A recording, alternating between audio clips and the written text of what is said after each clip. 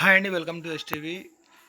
వచ్చే నెల 10లోగా జాబితా సిద్ధం. 2.10 లక్షలు, తర్వాత లిస్టులో 1.5 లక్షల మంది కేటాయింపు. చెంచులకు 9,200 ఇళ్లు. మంత్రి పొంగులేటి శ్రీనివాసరెడ్డి.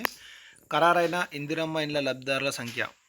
వివరాలకు వెళ్ళిపోతే ఇప్పటి వరకు 2.10 లక్షల ఇందిరమ్మ ఇండ్ల లబ్ధిదారుల జాబితా అయితే ఖరారైంది. మంత్రి పొంగులేటి శ్రీనివాసరెడ్డి అన్నారు. మరో 1.5 లక్షల లబ్ధిదారుల జాబితాను వచ్చే నెల 10వ తారీఖు వరకు ఖరారు చేయాలని చెప్పేసి ఆదేశాలు అయితే ఇచ్చినట్టు తెలుస్తుంది. ఇక్కడ చూసుకుంటే నెక్స్ట్ మంత్, ఈరోజు 31 కాబట్టి నెక్స్ట్ మంత్ 10వ తారీఖు లోపల లీస్ట్ అయితే రెడీ చేయాలని చెప్పేసి మంత్రి పొంగులేటి శ్రీనివాసరెడ్డి గారు అయితే చెప్తున్నారు.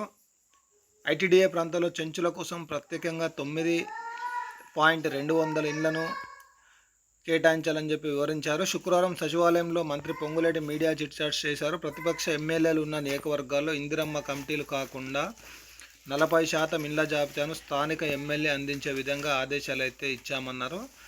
తాను జాబితాను కలెక్టర్నే ఫైనల్ చేయమనడం అని కేటీఆర్ చెప్పారని చెప్పేసి అక్కడ కలెక్టర్ అయితే తెలియజేశారు. ఇండ్ల కోసం ఒకేసారి నిర్మిస్తున్నందున మెటీరియల్ ధరలు పెరగకుండా జిల్లా నియోజకవర్గ స్థాయిలో కమిటీలు ఏర్పాటు చేసి చర్యలు తీసుకోవాలని చెప్పేసి సూచించామన్నారు. ఇంకా చూసుకున్నట్లయితే కేంద్రానికి ఇందిరమ్మ ఇండ్ల అర్హుల జాబితాను కూడా సమర్పించామన్నారు. హైదరాబాద్లో స్లమ్లు గుర్తించామని వెల్లడించారు. మొదట 9 ప్రాంతాల్లోనే త్వరలోనే ఇండ్ల పనులు ప్రారంభిస్తాను. అయితే నిర్వహణ సమస్య రాకుండా ఉండడానికి G+4 విధానంలో భవనాలు అయితే నిర్మిస్తామని చెప్పేసి వాళ్ళు చెప్పారు. ఇక్కడ చూసుకున్నట్టయితే ఏదైతే ఉందో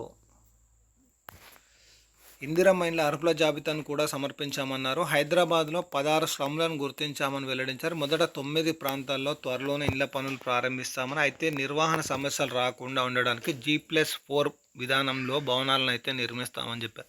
నేను ఆల్రెడీ మొన్ననే ఒక వీడియో అయితే చేశాను.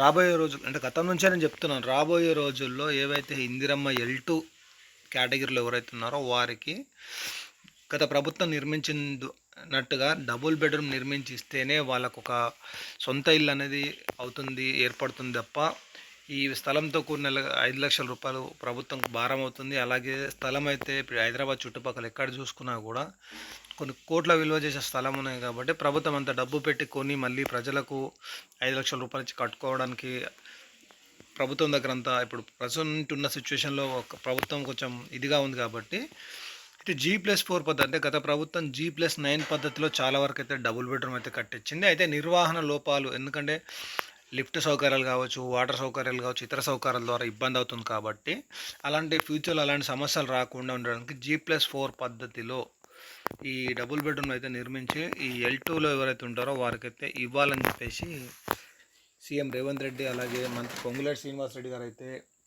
ఒక ఆలోచన అయితే చేస్తున్నారు. దీనికి సంబంధించి పనులు కూడా త్వరలోనే ప్రారంభమవుతాయని చెప్పేసి మంత్రి పొంగులేటి శ్రీనివాసరెడ్డి అయితే చెప్పడం అయితే జరిగింది.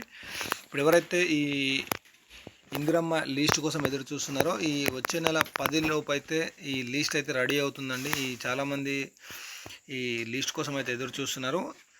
ఆ లోపు అయితే ఈ లీస్ట్ అయితే రిలీజ్ చేయాలని చెప్పేసి అధికారులు అయితే మంత్రి పొంగులేటి శ్రీనివాసరెడ్డి గారు అయితే ఆదేశించారు. ఎందుకంటే చాలా రోజుల నుంచి అయితే ఈ ఫస్ట్ ఫేజ్కు సంబంధించి దాదాపు 4 లక్షలన్నర ఎవరైతే L1లో ఉన్నారో అంతమంది అయితే సెలక్షన్ అయితే చేయాలి. అయితే కొంతమందిని ఇప్పటివరకు అయితే ఎంపిక చేశారు. అంటే లీస్ట్ రిలీజ్ అయినప్పుడు కూడా చాలామందికి అయితే మంజూరు పత్రాలు అయితే పంపిణీ చేయలేదు. అయితే ఈ మంజూరు పత్రాల పంపిణీ కాస్త వేగవంతం చేయాలని చెప్పేసి మంత్రి పొంగులేటి శ్రీనివాసరెడ్డి అయితే ఆదేశాలు జారీ చేశారు. మనకు వచ్చే నెల 10వ తారీఖు వరకు కొంతమందికి అయితే మంజూరు పత్రాలు అయితే దాదాపు 2.10 లక్షల మందికి అయితే ఈ మంజూరు పత్రాలు అయితే పంపించేస్తారు. మిగతా వారికి మళ్ళీ వచ్చే ఆర్థిక సంవత్సరం వరకు ఈ అర్హుల జాబితా ప్రకటించి అందులోంచి మళ్ళీ కొంతమందికి మంజూరు పత్రాలు ఇలా ఫేస్ లవేజ్కి వెళ్తుంది కాబట్టి కొంత టైం అనేది పడుతుంది.